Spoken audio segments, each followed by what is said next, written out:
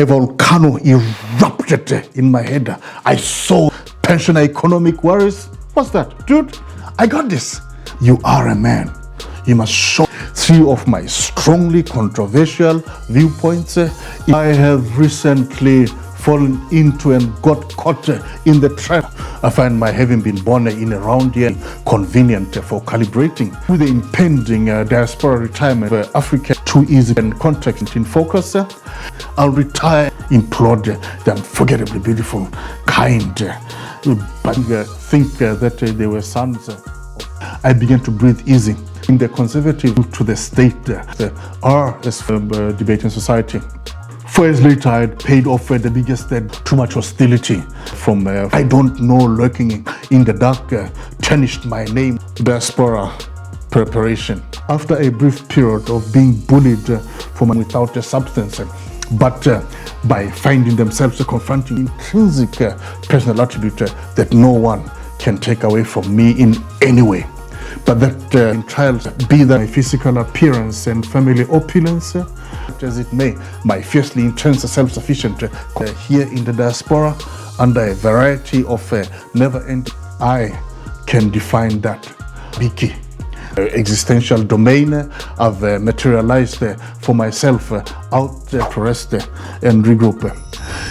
If you are in the diaspora and given your life circumstances and aspirations, what is or what can be the crux of the matter, the deal breaker, as to the decision you will finally make regarding how you will deal with your fate as an aging retiree far away from home in Africa?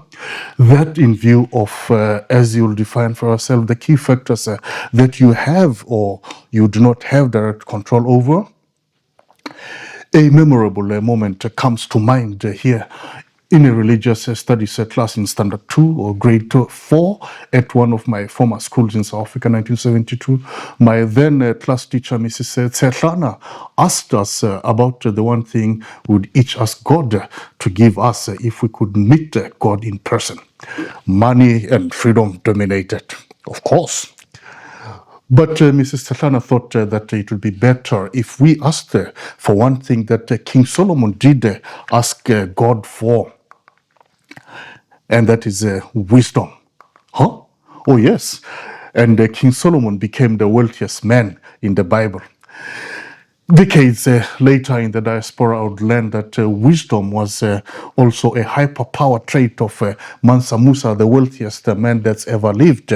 In the first book of Kings, chapter 3, verse 9, King Solomon is quoted by AI 𝗚𝗘𝗦𝗖𝗥𝗔𝗟 as saying, and I quote, "So give your servant a discerning heart to govern your people and to distinguish between right and wrong. For who is able to govern this great people of yours?" 𝗚𝗘𝗦𝗧𝗥𝗢 elaborates the quotation by stating that, and I quote, "This verse reflects Solomon's humble request for wisdom to lead his people effectively, highlighting the importance of moral discernment in leadership.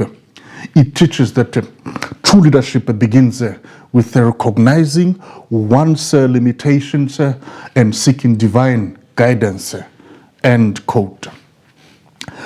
Anchoring the true leadership principles, awareness, defining my moral life philosophy, wisdom is an infinite, ever-evolving body of human knowledge guiding me in the making of major decisions in my life.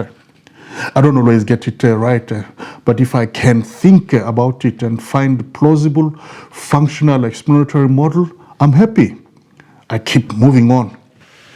My final decision to stay in the diaspora or return to Africa forever as an aging pensioner shall have been objectively measured and philosophically tested as to the fairness or lack thereof to myself and those to whom my presence in their lives matters. Wait until close to the end of the video to see my wisdom-curated decision. Well, here is a Serenity Prayer starting line underpinning the decisive value of wisdom.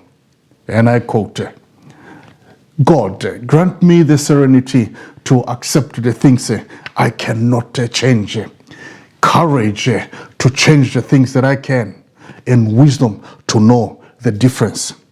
Close quote. I'm a diasporan in Norway. I've lived here since 1988. At age 28, I had the world dancing in the palms of my hands then. The future seemed super bright. What could go wrong? Now approaching age 66, so much has gone wrong along the way. So much joy and beauty have reigned supreme in parallel, though.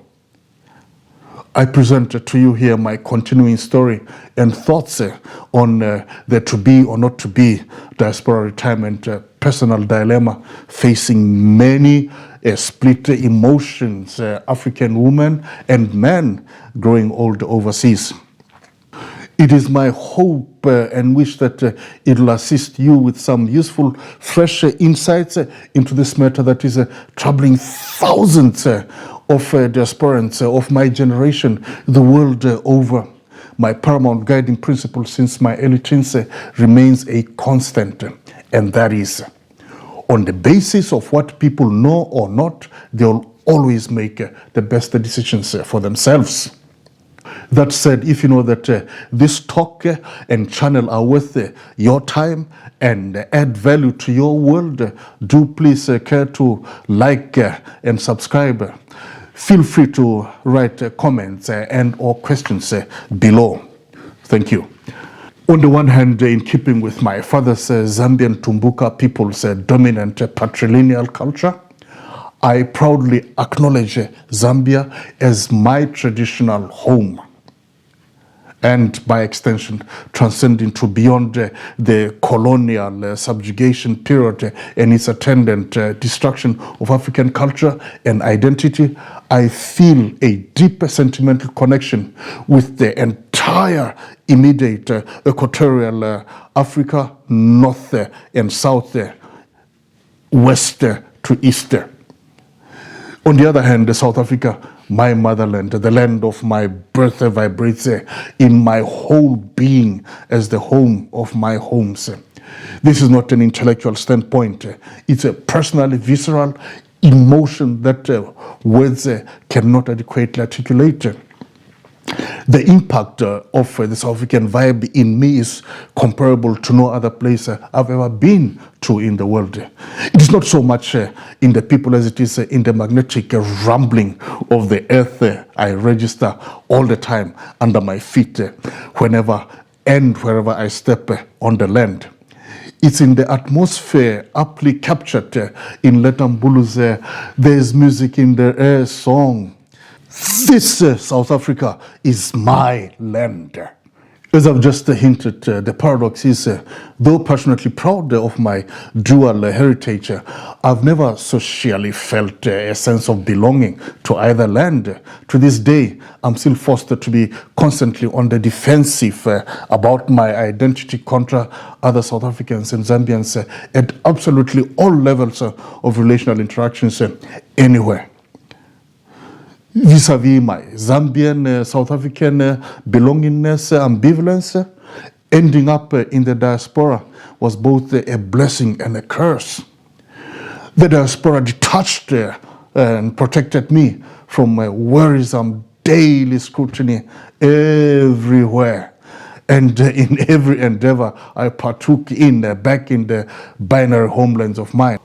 I still must explain myself to numerous other South Africans and Zambians I meet overseas. The only difference being that I'm now in a position of personal strength. In the little necessarily ceaselessly operational existential domain, I've materialized for myself out here. The diaspora, under a variety of never-ending trials and tribulations, has allowed me to be king. It's not for nothing that my inner family nickname is Morena, which translates to king in my mother tongue, Sesotho. On my father's side, I come from a lineage of chiefs and headmen. Works for me. The curse of the diaspora is that the diaspora daily expands in more ways than one. The already vast distance between me and my people back home. The sense of my African identity pride is an intrinsic personal attribute that no one can take away from me in any way. But that, be that as it may, my fiercely intense, self-sufficient contemporary streak has led me to live and organize my life in ways that are hugely divergent from or are directly contradictory to mainstream African culture, normative values. Diverse as African demographics and topographical features are. In my world, therefore, and to begin with, Africa is not a cultural normative values monolith. For example, 3 of my strongly controversial viewpoints in the conservative African context are as follows. Please, don't say it. Socio-cultural conservatism is not a unique African feature. Purely from modern scientific and sociological perspectives, and independent of race or ethnicity, even origin and faith, keeping a pregnancy through to birth ought to be a woman's right to choose to carry on with it or not. The role of the man is to be with, love and support his woman through and through, given the prevailing conceptual, material, and health circumstances in the woman's life. The sentiment of love is a chemical response outcome.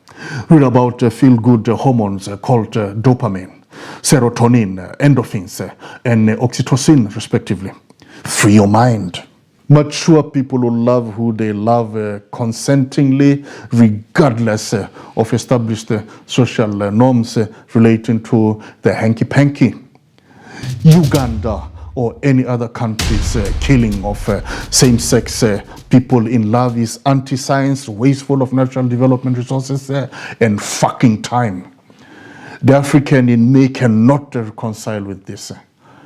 And this has nothing to do with having succumbed to so-called white man's culture or some crap talk like that. Remember that, for instance, USA is a Trump mega homophobia is as white as they come. I am pro-marriage and for procreation, absolutely, where they work. Otherwise, it's just fine to divorce, remarry, or stay single. It's okay to adopt or foster children too, just as it is okay to be childless as your life conditions and choices. I personally have thus far desisted perfunctory husbandhood and fatherhood as symbolic manifestations of my supposedly truly cultured African manhood. My life cannot be defined by marriage and fathering of scores of children I cannot raise. I cannot disrespect my fertility and my ancestral heritage seeds that way. Take me or leave me. Simple. To all the good men of the world that are present and fully participatory to the extent that it's possible in the raising of their children, I salute you from the bottom of my heart and my future wife's bottom too. The heart of my wife's bottom future, the bottom of my future wife's heart. You are the best. My story origins, more or less. I find my having been born in around year 1960 convenient for calibrating my life's progressions in clean decades. Although I first became consciously aware of my surroundings at age 4.5 years old, I rate the 1960s as the most joyous decade of my life so far. I have reason to believe that, though not on a bed of roses with a silver spoon in my mouth, I was born into a loving and protective family environment, despite an acutely oppressive, racist, white supremacist South Africa of the time.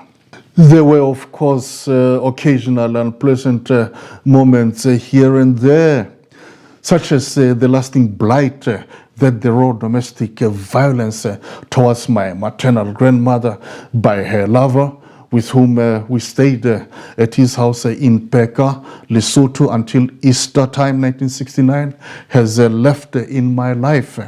But overall, when I look back at the time, I get a bodily sweet sensation of like I sailed through a decade through the decade on a luxury yacht in peaceful waters of an ocean so wide.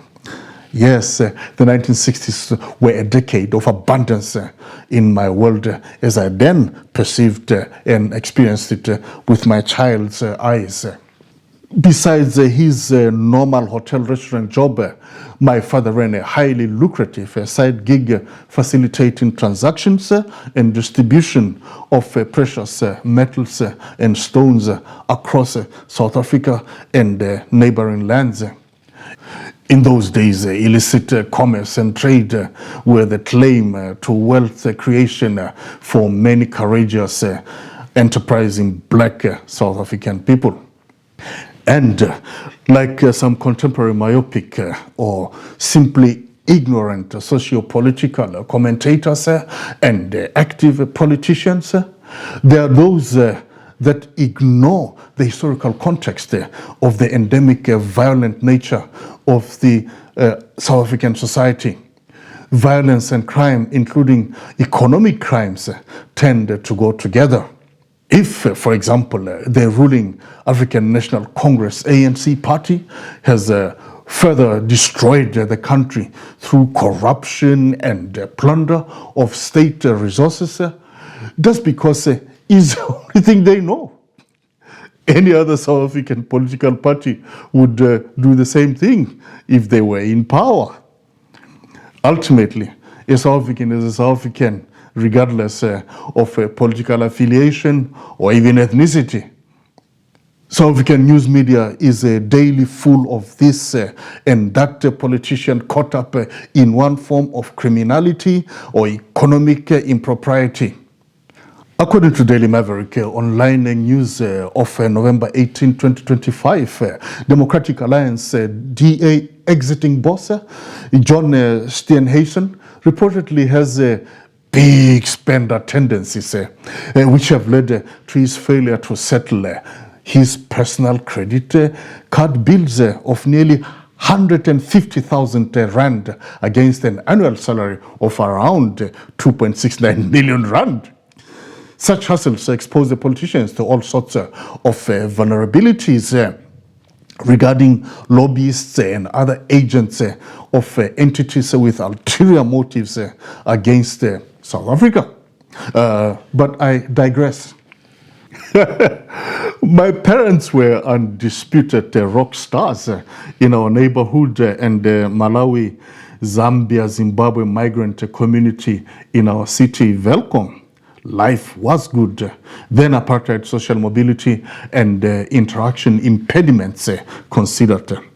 Much of my human relations skills, social etiquette, political consciousness, and appreciation of the arts, as well as a sense of freedom, independence, community, and responsibility for others' well-being and mine had their foundations laid during this phase of the first decade of my life. Trouble with God, conspiracy theories. The Catholic Church school that I attended in Lesotho contributed hugely to the inculcation of the mentioned attributes in me in those critical formative years. That notwithstanding, by the end of the decade, I had begun to doubt the talk about the existence of this grand entity called God and the son called Jesus. It all started in 1969 with the fear spread amongst us children that landing on the moon would upset God so much that he would bring the world to an end much earlier than it should happen. I recall all the adults everywhere being so anxious. They would break out an inferno during which Jesus, together with angel Gabriel, would be busy separating sinners from believers. The believers would go to heaven, and the sinners would stay on earth and get roasted forever. Since we were all sinners, we were all destined to burn forever on earth, which made the earth the dreaded hell then. This was some scary shit anticipation. We were all sinners, applied to black people only, we were told. White people were all destined for heaven, irrespective of their sins status. That didn't make sense to me. Strange fellows, this God and his son Jesus. Neil Armstrong, Edwin Aldrin, and Michael Collins did indeed land on the moon and later returned safely to Earth and lived happily ever after on solid Mother Earth with her challenges that seem to defy even God all the time. The next scare involved the end of the decade on December 31, 1969. We had been warned that at midnight of that date, God would make sure that we were all going to be wiped off the face of the earth by floods greater than Noah's in the Bible, and fires more vicious than those that didn't break out upon Apollo's 11's landing on the moon. That was my first encounter with conspiracy theories. 50 years later, 2020, I would write and publish a book called COVID-19 and I, Killing Conspiracy Theories. This time around, the conspiracy theories pushed by anti-vaxxers led to many of their adherents to much preventable disease, suffering, if not death. God and Jesus nowhere to be seen to save humanity from itself. Measles has resurfaced in the USA thanks to anti-vaxxers campaigns spearheaded by MAGA Trump's Health Secretary Robert F. Kennedy Jr. Unnecessary suffering and deaths caused. The 1970s. 1. Bitterness, disappointment. I entered the 1970s decade very pissed off with and disappointed with my parents. Having missed the 1969 school year due to an unplanned departure from Lesotho earlier in the year, I was looking forward to returning to my former school at 𝗙𝗥𝗢𝗚𝗏 at the beginning of 1970. There I would start in Standard 1, Grade 3, afresh, and this time I would be a boarder at the school to be looked after by my favorite nuns there. Plans had been made that my former nanny, whilst I was staying with my grandmother's former suicidal madrasa lover, would be coming over to check on me from time to time. That was the deal my parents had presented to me and my younger brother Thabo sometime towards Christmas 1969. I was truly thrilled about this. The source of my anger and disappointment with my parents was that they didn't keep the deal.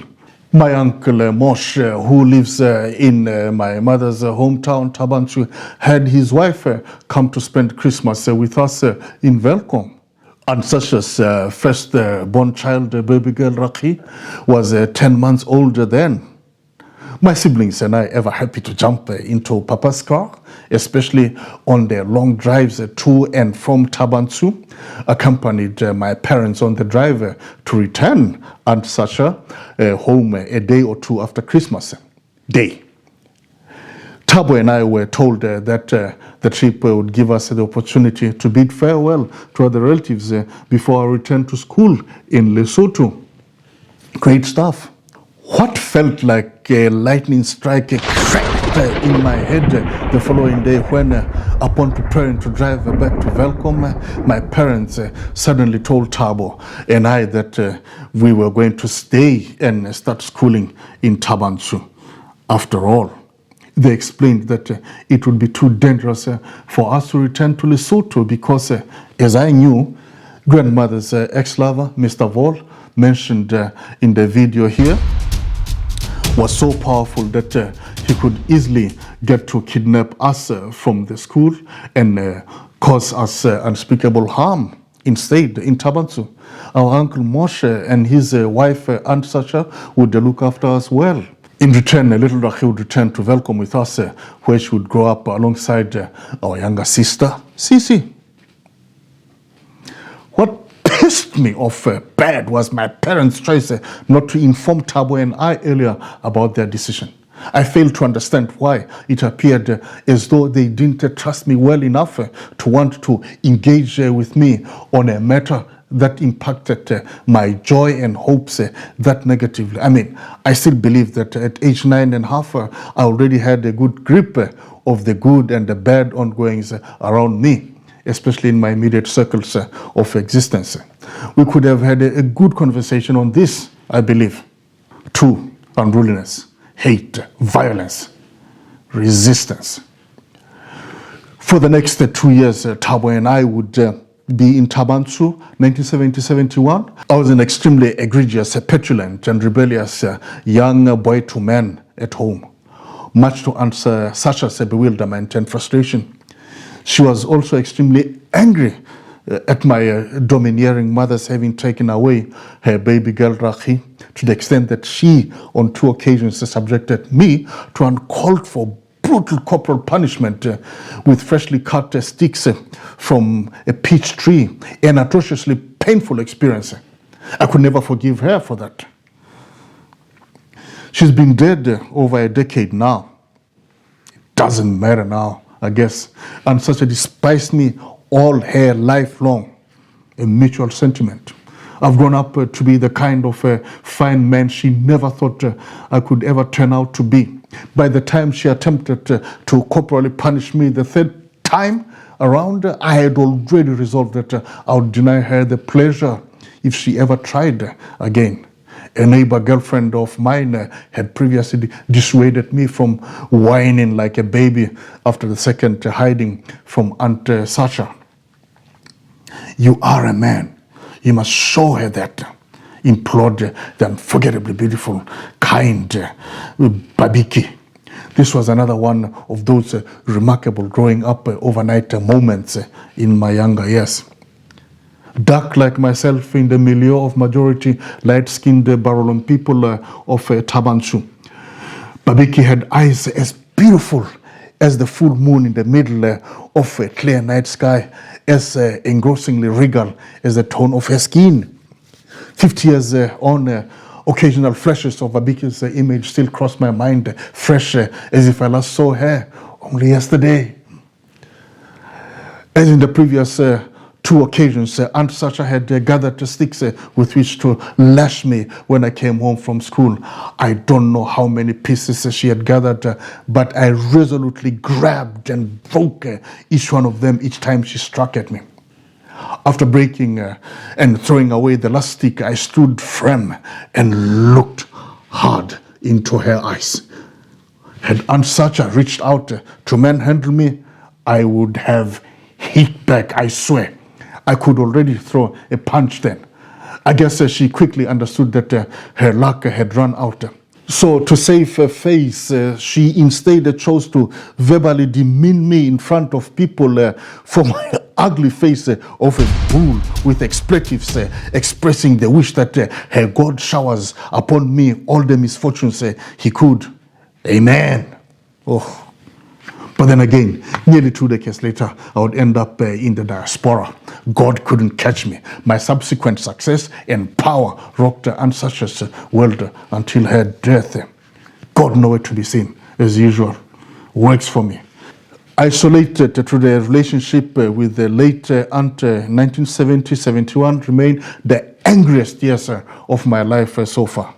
The anger and frustration towards my parents' betrayal dissolved here. 3, joy amidst the turmoil, anger management, school fun. The 2 years in Tabansu taught me how to isolate my anger and joy from each other in my daily life. Whereas I am the happiest man in the world by default, I learned how to focus my anger and its manifestations to specific targets. I don't know how to be angry with the world in general. The world doesn't have to detect my anger if the world has not upset me. I'm able to celebrate life when necessary, despite disconnected anger burning inside of me. School continued to be an awesome space for the play out and experience of joy. I quickly became popular amongst the teachers for my smartness and outgoing nature. Still standing out for my differentness, very black and short. Amongst my fellow school pupils, I recall only love, care, and understanding from all at Namanyane Primary School, Tabansu, that I shone in the play of an informal, very rough kind of a street football in which the goal was to chop one another's ankles. I did not dim my popularity. Almost everyone by me sustained minor to serious injuries requiring medical attention. I even had my first school girlfriend here. Sadly, I treated her badly. I never forget the hurt in her eyes the day I decided to leave her. From that point on, I made a personal vow to never ever dump a girl in such an overtly heartless manner. That was the beginning of a profound personal vows I would make in the 1970s decade. These vows continue to shape, sustain, and guide my life principles to this day. 4. Diaspora preparation. In many ways, I've with time concluded that because I for the first time had to learn how to solitarily handle hostilities around me here and now, and externally live my life as if nothing negative is happening elsewhere or at home, the Tabanchu experience was the prime unconscious preparatory ground for my later life survival strategies in Zambia and the diaspora thereafter. 5. Karate. Also, it was in Tabanchu that in a street fight, I spontaneously performed a never before seen self-defense technique against a potentially dangerous stone projectile aimed at my head from behind. I turned around, saw the attacker, and ran 3 steps perhaps towards the assailant, and then flew and kicked him on the face, bang, with my right foot. He fell to the ground, the stone falling away to the side. I left him there dazed, never saw him again afterwards. His name was Mulifi, a locally renowned skilled workhorse rider. Little did I know that that incident would mark the starting point of my subsequent karate martial arts training and teaching career. This would help me curve and own outwardly safe, mentally challenging, emotionally and spiritually gratifying legacy creation space for 13 years in Zambia and 25 years in the diaspora, Norway. The karate warrior ethos, Bushido, has elevated my capacity to blossom in and share joy and peace wherever I am. Although I don't publicly practice karate anymore, the warrior ethos continues to be my light in dark moments of my life when my demons seek to take me down, if not out altogether. If I have a survival superpower in the diaspora and everywhere else, it is Bushido.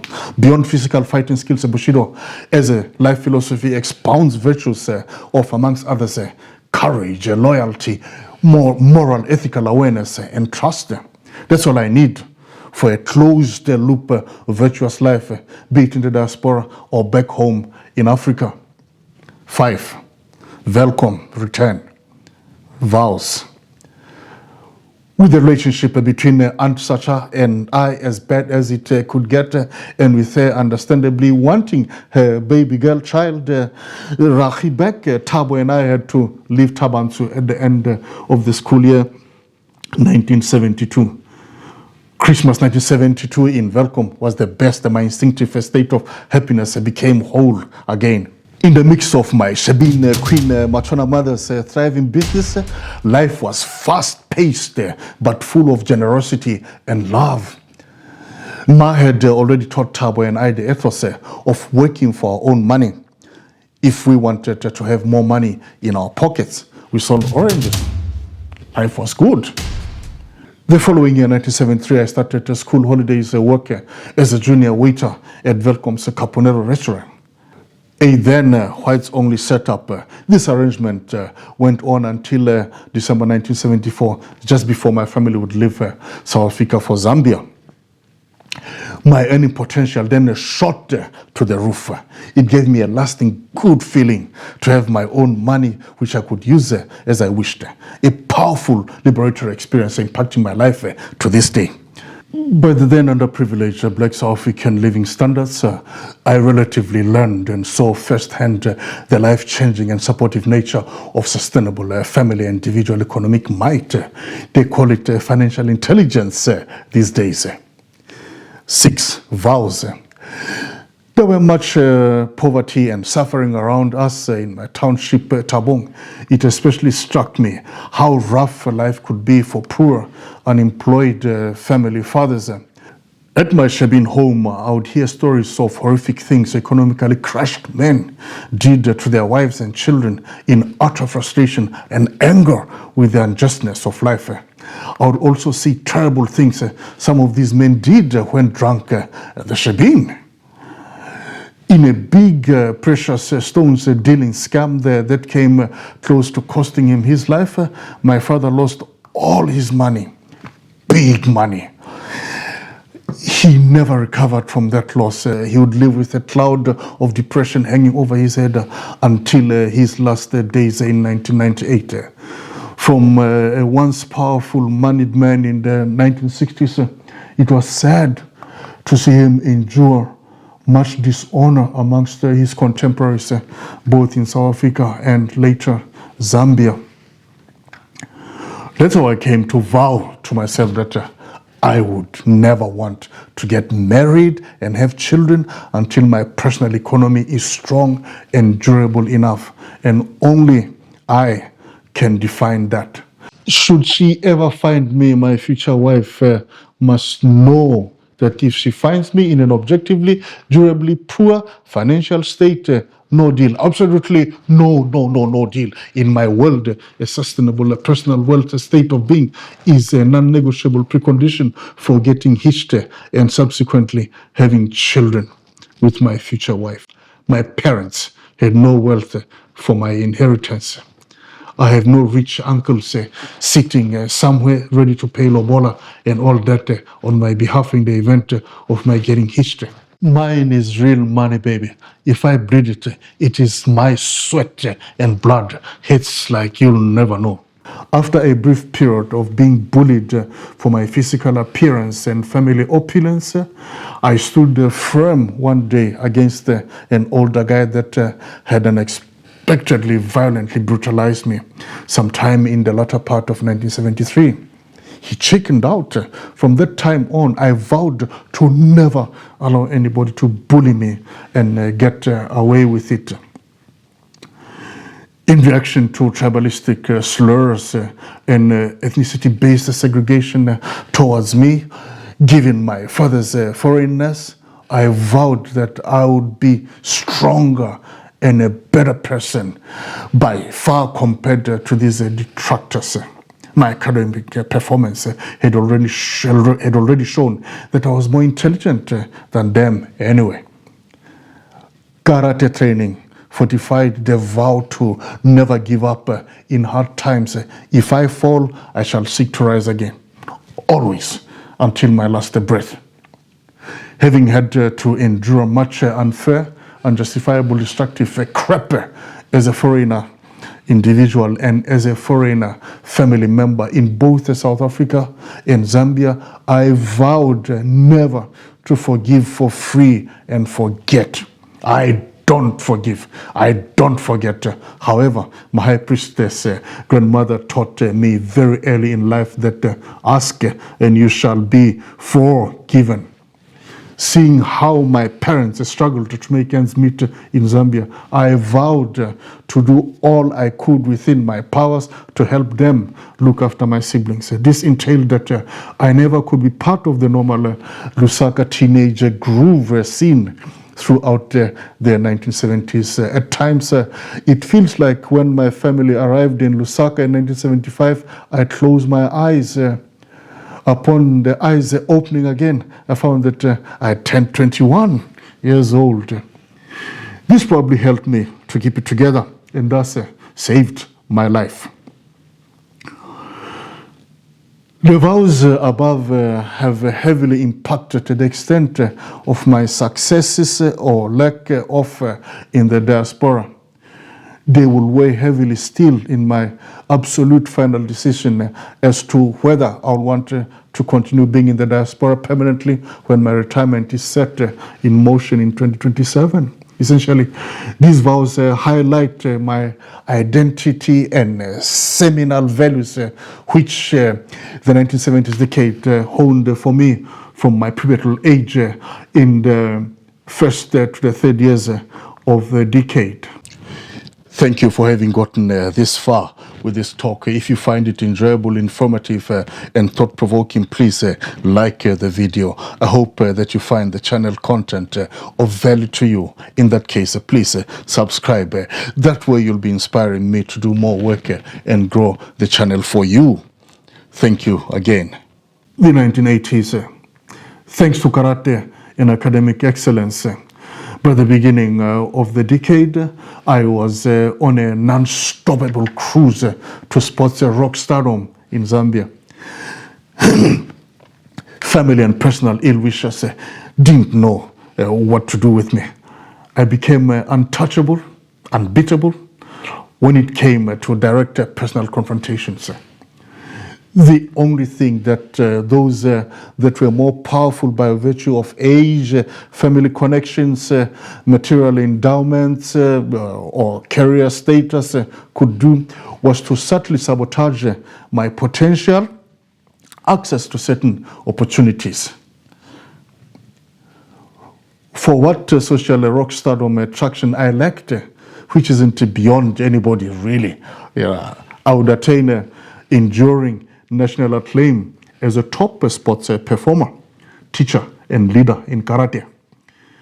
This is a path traveled not by many, and it gave me leverage in the two ruthlessly judgmental age groups I found myself caught up in between in Lusaka. 16 years old in 1976, I continued with my school career in grade 7 at Olympia Primary School, Lusaka.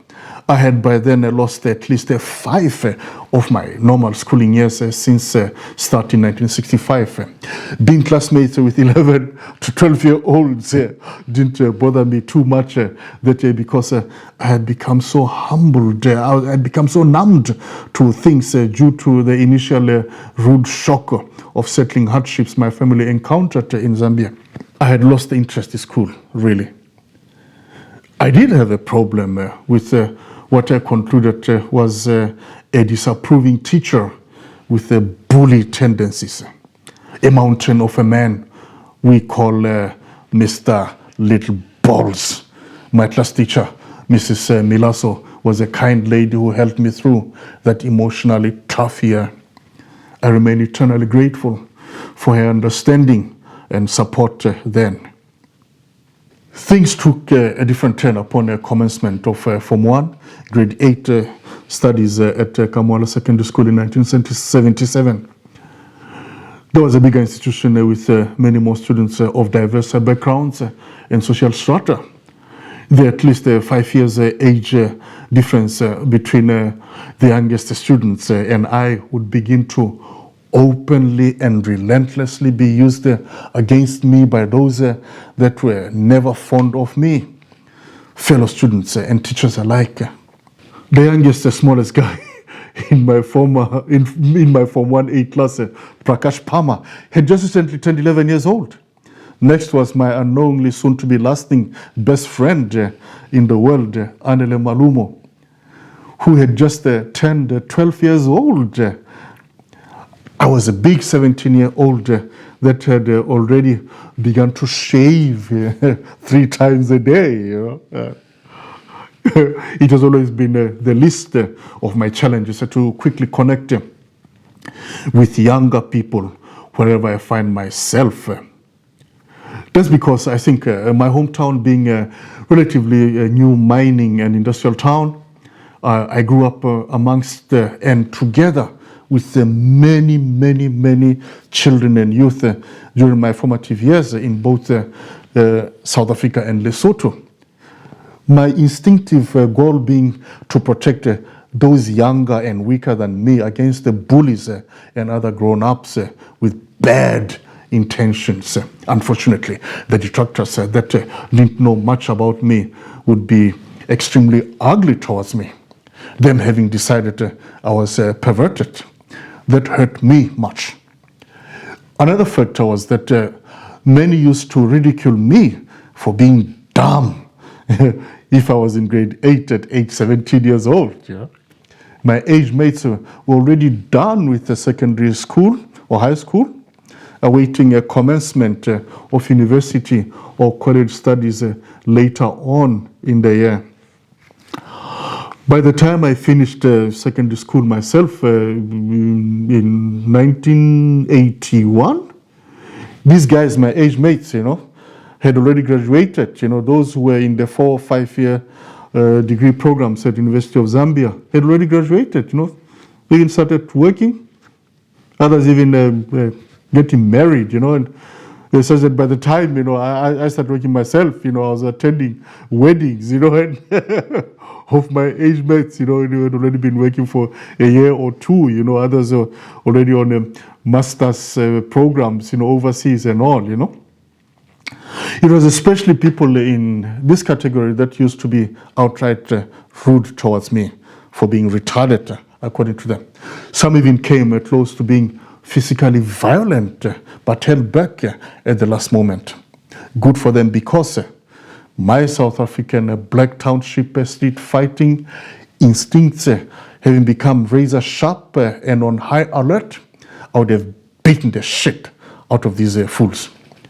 That would have caused more trouble for my then already severely crushed parents. I never forget the 2 senior guys who were the exception and were respectful and nice to me in the beginning of the 1997 year school year at Kamwala. Stephen Mulenga welcomed me to join the school's drama club, while Abraham, I forget his surname, took me into the school's debating society. I didn't thrive much in the debating society.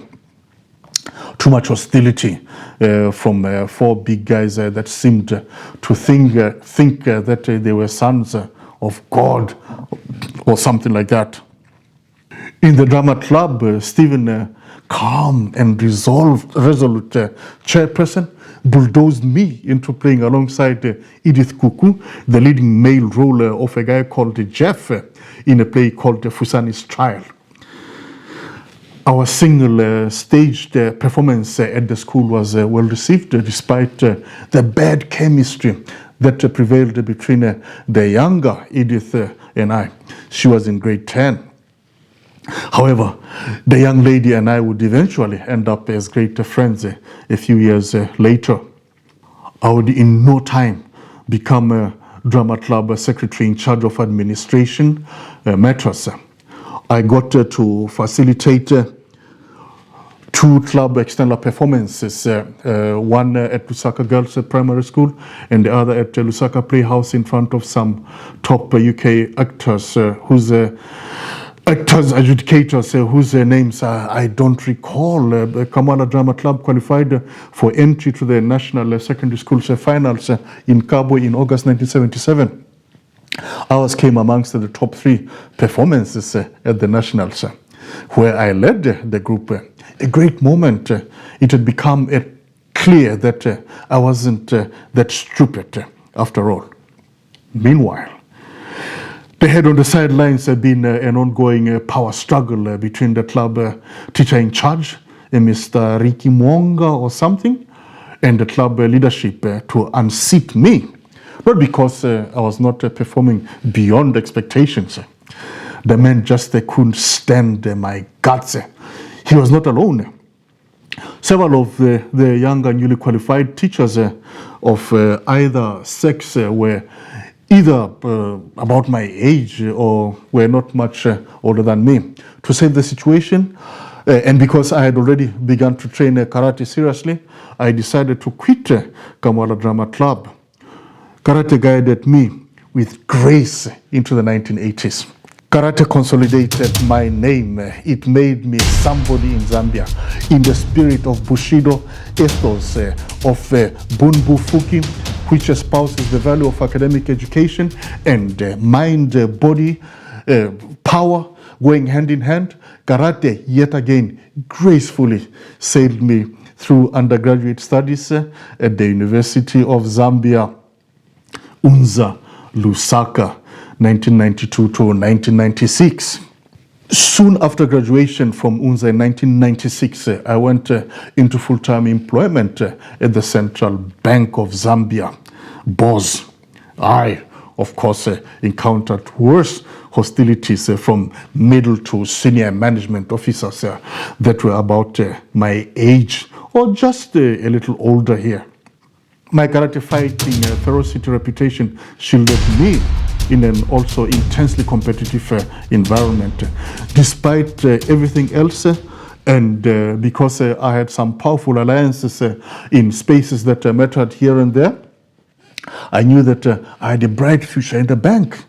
All I had to do was to be good and do my job well. So when the opportunity to come to Norway for MBA studies in 1988 showed up, therefore, I was not leaving Zambia in search for greener pastures in the diaspora. At that time, my pastures were already green for me, and I dare say many others of my university-educated generation in employment in the Zambian state, the parastatal, or the private sectors. In those days, it was as clear as daylight under the Zambian sun that education worked for the smart and yes, the well-connected in the country. I found it ever so fascinating to see how guys would return home with Ivy League universities, masters and PhD degrees. Some would appear on national TV in white suits reminiscent of John Volta's in Saturday Night Fever. Make noise talking university economics tutorials, classes, crap, and end up landing top flight jobs in the government, if not some multilateral aid agency or something in those lines. Moreover, as things were, I also walked away from potentially lucrative, by far private sector job offers. So looking back, coming to Norway was an academic and professional career development miscalculation of grotesque proportions. I have no regrets given what I knew or didn't know in 1988. Choosing to come to Norway was the best option available for me. There and then. It is what it is. I can't help but wonder though how far I would have come, how high I would have risen had I stayed in Zambia. Some of my surviving former colleagues and schoolmates from my time in the country have done rather well for themselves and their own. I'm ever so happy for them. They inspire me. I write books, I sing poetry, I'm happy. But I had to run full circle through the 1990s first, propelled by the all-round high-volt energy I had amassed in the 1980s. Oh yeah, what could go wrong? When things go wrong, high-volt energy burns. The 1990s, I entered the decade with a bang.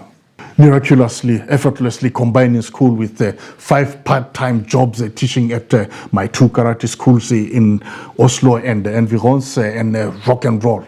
Celebration of my 30th birthday in June 1990 was a big banger. Life was really good. In 1992, I fell in love.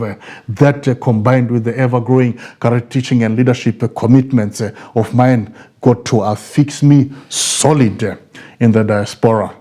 To this day, the ensuing major imperative transformations I had to make in my life entailed me making huge sacrifices on many fronts. To have my student residential status changed to normal residence permit presented numerous practical challenges.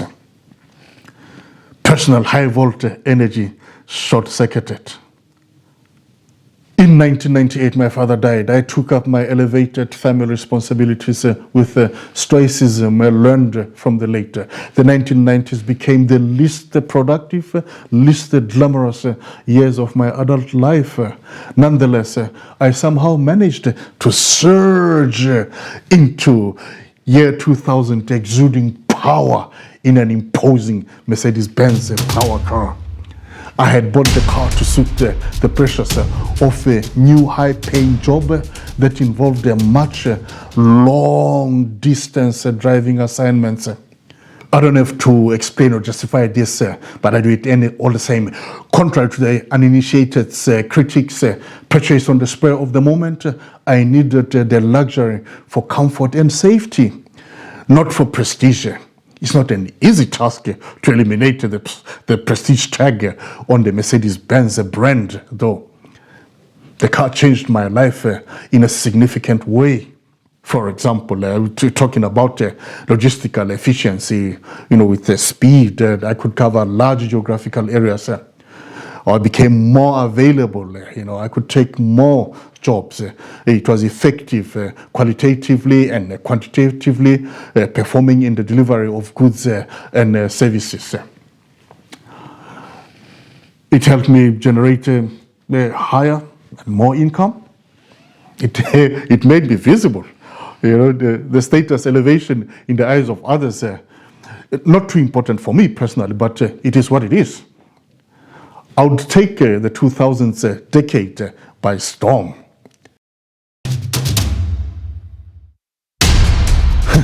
The 2000s arrived. 5 days into the new millennium, I walked out of the love of my life for whom I got stuck in Norway. It had long been coming. I said my last goodbye after closing the door to her house behind me. I made another durably impactful personal vow. I would never, ever allow myself to enter into a romantic relationship in which I am an underdog. Neither do I want to have a perceptual or actual underdog to come into my life romantically. I then set out to work hard and exploit maximally the return and stronger earning potential in the high wealth creation mode I was cruising in with my Mercedes-Benz power aura. Along the way, a Rolex watch entered the scene. Moving into the then Oslo's most exclusive residential address complex, 𝗓𝗘𝗏, the invisible Norwegian black African immigrant middle-class tag got plastered squarely onto my forehead. It made many envious people everywhere uncomfortable. Not that the middle-class tag was of any particular significance for my ego. I knew that crap from before. I was raised to take it for granted that for the resourceful in the right space and time is natural living. It's a natural living state to be and to aspire for and more. But it opened up many doors into opportunities for a black African immigrant in the country. All I wanted to do was to work, make money, and live happily ever after. Noticing the exponential growth of my numbers, my bankers invited me to a private banking meeting at some point. My finance investment profile was restructured during the high conjuncture years preceding the 2008 global finance crisis. The returns on my investments were phenomenal. That's how I was able to extend the benefits of my bounty to my immediate and extended families, as well as close friends and others in South Africa. That, particularly including the purchase of family real estate, consolidated my position of powerful vice head of the family next to my mother after her husband's death, to the extent that the wealth held, I did all I did for the family with nothing but love, neither demanding nor expecting anything in return. I lived in the richest country in the world then. I'll be fine in both good and bad times anyway. Norway does take care of its own. My intention was to help my siblings and kindred have a better life. I wanted to instill in them a sense of hope and faith that everything would be all right in the long run. We only had to work together towards the same goal, with all performing their respective duties to their best abilities. In my head, I would be returning home from the diaspora soon. I didn't want to find my people still living in poverty. Poverty is poisonous. It's infectious. I not only abhor poverty with passion, poverty frightens me. The continuing endemic, abject poverty of the majority South African black people unsettles me to the core of my being. Towards the end of the 2000s decade, a series of health issues, big business dreams, sabotage encounters at several different levels, and the already mentioned global finance crisis above would spell yet another round of my personal economic crash. Not before I would celebrate my 50th birthday in grand style in 2010, however. If the 1990s were my golden years, the 2000s were of a premier living standard of roses, champagne, Italian red wines, and multicultural Epicurean extravaganzas at home and abroad. Next level rock and roll lifestyle, without guns and drugs, I must hasten to emphasize. A truly amazing phase of my life I could never replicate, which is just as well. I live by a new sense of values these days, enjoying a self-imposed, semi-secluded life of an author. The work towards fulfilling the dream of writing 1,000 books before I'm 100 years old is in full swing. The authorship urge had distantly been buzzing in my bones since my early teens. Thanks to the events of 2010 decades, at some point in the middle of the decade, feeling low in a dark space, considering the self-reinvention options I had for rising again, the buzz in my bones became a surprise rupture. A volcano erupted in my head. I saw the light. Sometimes when I'm in deep writing trances, I see text on lava flowing down a volcano. Then I'm on fire. I can sit and write non-stop for hours on end. The 2010-2020 decade. The magic of 2010 FIFA World Cup in South Africa ushered me into the TV studios of the Norwegian state television NRK and the commercial TV2 station in Oslo. I had been invited to speak about the all-round significance of the event in South Africa and Africa as a whole. It was great fun. I was in my element, having already earlier made Norwegian TV appearances on several variable occasions, including a reality TV feature on TV3, as well as being a known 15 minutes of fame freak in my circles in Oslo. I was the natural choice to represent South Africa on that momentous occasion. It was an honor. Some people said I was a natural on TV, wondering how I managed to be so cool in front of the cameras in the studios. What they didn't know was that by the time I came to Norway in 1988, I had already had much experience with TV and radio appearances from Zambia. YouTube content creation is then an extension of my previous mass media appearances experience. I'm not afraid of the camera. I just love it. The fanfare of the Football World Cup 2010 and the celebration of my 50th birthday on the weekend immediately preceding the former's commencement, reality soon came home. The drastically continually falling revenue in my business was unabated, as was the rising heap of unsettled bills. Big monies reflective of the high earning profile I had had in the previous decade. In South Africa, building project and other familial expenses, including school fees for a few children, were also eating into my past savings. I sold things to no avail. I was getting very, very exhausted. The eternal optimist, the warrior in me kept the faith that I would salvage the situation somehow, but the post-global finance crisis 2008 market dynamics and customer behavior had changed just too drastically. All the business strategic adaptive changes I made failed. The financial damage I had incurred was too brutal. On June 30, 2013, I closed the shop, went to South Africa. The original plan was that I would take a 6 months leave of absence to rest and regroup. If business or even job opportunities arose in South Africa, I would surely give them a shot as soon as I would have recovered. None of that happened. Instead, a back and forth hustle with my creditors in Norway took a heavy toll on me.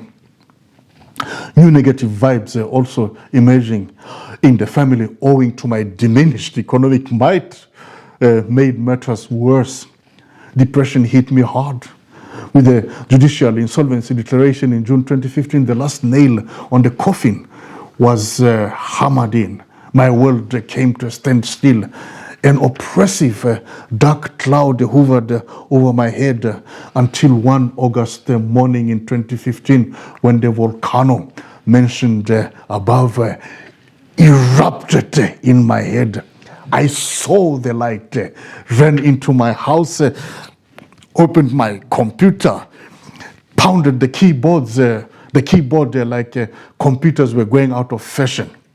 14 days later, I had written and finished the manuscript of my first book, When the Mighty Fall, Rise Again, Mind Games, a fantasy memoir about my life in and my relationship with Norway from 1988 to 2015. I've written and published 9 more books since then. The book served and has changed my life in a way defying even my wildest fantasies. It has made me fierce enemies I don't know lurking in the dark, tarnished my name without a substance, but by finding themselves confronting their own demons created by their prerogative to choose to misinterpret my narrative and intentions with my book. My fans outnumber the enemies by far, and the fans aren't the stupidest people I know. Whereas the book writing rekindled my joy of life at the time of the first book to the commencement of the 6th one in 2018, material conditions were still hard. With a little help from a few really good friend brothers and friend sisters, I survived on the barest minimum supply of essentials until October 2018, when I got a chance to return to Norway. Grieved, broke, homeless, businessless, jobless. The 6th book, Machona Mother, Shebin Queen, is inspired by my mother's life. She died 2 weeks before I was scheduled to travel back to Norway. I had received her blessings. I chose to not share with her the contents of the book. She was not curious about the book either, just pleased with and proud of the honor. But she liked and approved the book cover. It charmed her big time to hear that the cover was designed by one of my original Karate Kid superstars in Norway, Torill. Getting back to Norway in the last week of October 2018, it soon became clear that re-establishing my health and wellness business and other lines was non-viable. COVID-19 happened in 2020 and totally crushed everything. The 2020s, the Diaspora Retirement Decade. Ever willing to try out new opportunities when they present themselves and they make sense to me, I accepted an offer to start work in the security industry. And that's probably the harshest lesson of the diaspora. When you lose control of the narrative of your academic and or professional ambitions, you do what you gotta do to survive until further notice. Passing an obligatory certification course would eventually enable me to get a security officer job, stationing me at Oslo's new National Museum of Art, Architecture and Design, National Museum, NAM, starting June 2021. This is the zone watching for the next 2 hours or so. Very, very nice and very peaceful and powerful stuff. And so when I'm here, I get lots of inspiration, and This is life by the beach in front here. Favorite work piece by 𝗚𝗘𝗡𝗘𝗥𝗑𝗏, one of Norway, perhaps Norway's greatest, 𝗚𝗘𝗡𝗏𝗏𝗏 again here, this guy is swimming. And then there's the agriculture man, Sunny Boy and Big Daddy on the farm, growing vegetables out there. And in this hall here, seen with the eyes of a formerly high-flying entrepreneur and vastly experienced grown-up man of the world. And in view of its demands, this was the lowest paying job I had ever done in Norway. But what the NAM experience gave me by way of creative inspiration for my poetry writing cannot be measured in monetary value. My 10th book, Machona Pen, my weapon, Defiant Poetry, is the outcome of the NAM work experience. I'm eternally grateful for the opportunity. With the impending diaspora retirement in focus, I had to be very hard on myself regarding financial discipline, given the low salary I was getting for working at NAM. It was critically important for me to do everything possible to clear outstanding debts from the bankruptcy fallout of 2015. I also sought to make small investments in some mutual funds I still had access to from my 1990s golden years. 4 years later, I had paid off the biggest debts due to the state. I began to breathe easy, too easy perhaps, fell into the comfort zone, dropped my defenses, lost focus, pensioner economic worries. What's that, dude? I got this. Morena is back, I thought. Hindsight has just reminded me that diasporan focused predators, call them scammers too, are ever so observant of the returnee diasporan already back home, or one that has definitely committed to returning home at an already locked time in the near or distant future. The predators know exactly when and how to attack with irresistible, honey-sweet, coated, platinum-anchored, diamond-studded investment propositions in any one of high-value land-based or marine enterprises, such as real estate, agribusiness, mining, tourism or hospitality, fishing, international trade at the different levels of consumer or industrial products. I've recently fallen into and got caught in the trap again. I'll retire and die in the diaspora. I'm happy for those African diasporans who get to successfully return home upon retirement. Very happy. I wish good luck to those that are yet to retire and return home. As for me, unless some miracle happens, I cannot return home to poverty and misery that I know deep in my heart that I made a conscious and sincere effort to alleviate when I could. As a diasporan that's not been so fortunate with this return back home to Africa things, the worst thing I just cannot stand about predators back home is the fucking lies, pathological lies.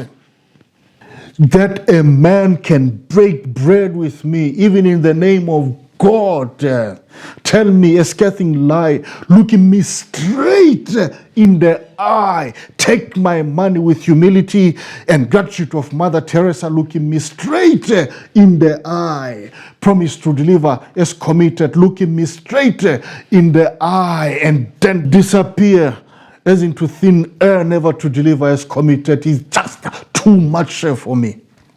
If and when we meet again by chance or appointment, he gives me a puppy look, does that it is what it is, shrug, beams a Dracula smile, and present another more lucrative deal for more than far more than the previous one.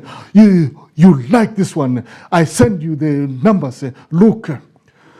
Oh, Jesus. You can have your Africa.